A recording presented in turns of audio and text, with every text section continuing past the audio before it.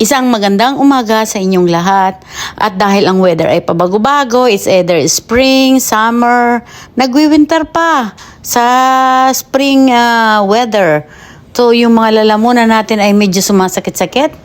Hindi naman sumasakit-sakit, kaya lang parang stuffy. So gagawa tayo ng tea. Luya lang yan, luya at saka lemon. Tapos lagyan mo ng kaunting mga 1 teaspoon na honey para mag-umpisa sa umaga. Inom sana akong kape, kaya lang naisip ko bago ako magkape, ito munang ginger tea ang aking gagawin. So, ayan na, pinakulo ko na nga siya at ready na ang lola nyo na uminom ng tsaa sa umaga. Wala na rin yung mga apo ko, pumasok na sa eskwela. Pag ganitong umaga, halos maghapon, akong walang kasama sa bahay. Kung ano-ano lang ang pinagkakaabalahan ko. Pagkatapos kong magkape, uminom ng tea, mag-iikot-ikot muna sa bahay kung anong maiimis. Pagkatapos, pag may imis-imis na, naman ako, kakain na ako ng almusal ng mga alas 9 or 10 o'clock. Pero bago ako kumain, magliligpit nga muna. So ito na nga, balik tayo sa una. Nagtsatsaa muna ako kasi madilim pa.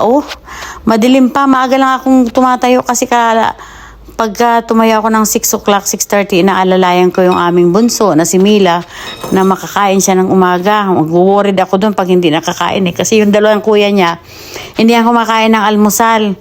Kasi katwiran nila, pwede silang kumain sa school. Itong aking si Mila, minsan, ang bagal niyang kumain.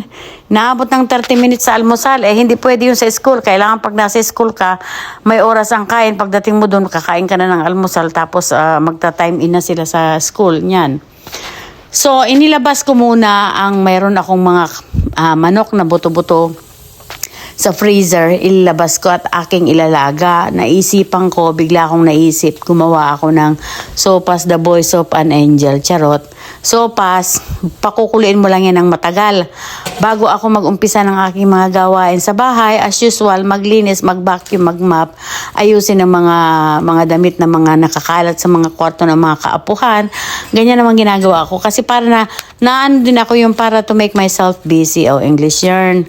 So pagkatapos kong hinaan ko lang ang apoy kasi mas mahina, mas maganda. Lagyan ko lang yan ng sibuyas, paminta, bawang. Tapos let it boil until it gets very, very, very tender na maghiwalay na yung mga kabalat-balatan sa mga kabuto-butuhan. So ayun na nga. Hanggang ngayon naandyan pa rin ako naghihiwa ng sibuyas. Charot. Naisipan ko lang niya na si Mila lang ang kumakain yan at saka ako yung sopas na yan. Almusal ko yan, tanghalian na rin. Kaya nagawa ako ng sopas. Ang ingay ng mga aso ko, nagbo-voice over ako, napakaingay naman. Yun na nga, nilagyan ko na ng sibuyas, nilagyan ko na ng bawang para aking mapalambot na. Bilisan mo na, Marna, ang bagal-bagal mo. Kasi may tao, kahit wala namang tao, naandyan lang sa may daanan. Malapit kasi ang bahay namin, malapit sa may daanan. So, ayan, yung dalawa na yan, kahit na tinatahol. Pero, kasi yung liblib kasi itong lugar namin. So, nakatira kami sa bundok.